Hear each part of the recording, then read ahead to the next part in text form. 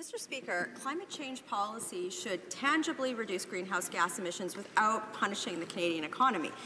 The problem with the Liberals' approach is that we know that they have no evidence to show that it's actually going to work, that it's actually going to reduce greenhouse gas emissions. But we do know that it's going to cost the Canadian economy and cost Canadian families. So, Mr. Speaker, under our former government, we actually saw greenhouse gas emissions decrease while the economy grew. So I have a very simple question, Mr. Speaker. What price elasticity assumptions did the government use in modeling their carbon tax? The Honourable Parliament Secretary to the Minister of the Environment. Our government is committed to creating a cleaner, more innovative economy that reduces emissions and protects the environment while creating well-paying jobs for Canadians. Setting a benchmark price on carbon pollution is one component of a broad approach to addressing climate change, something that the previous government did nothing to address, while providing certainty and predictability to businesses.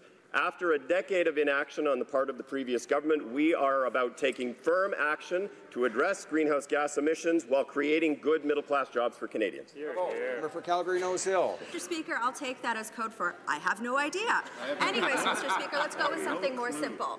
Right now, the Liberals are putting uncertainty into the regulatory process for natural resources. They're not doing anything for Canadians that are out of work in Alberta. They're not standing up for the development of new pipelines. They're putting a carbon tax in place that's going to do nothing for greenhouse gas emissions. I could go on and on and on. So if they can't answer that question, why don't they just have the courage to call it for what it is? National Energy Program 2.0.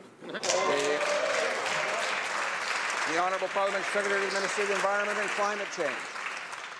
Thank you, Mr. Speaker. I suggest the honourable member listen to some of the voices of Canadian industry, companies like Suncor, companies like Enbridge, companies like Shell, who are in support of a carbon price as part of an overall economic strategy and a strategy to reduce greenhouse gas emissions.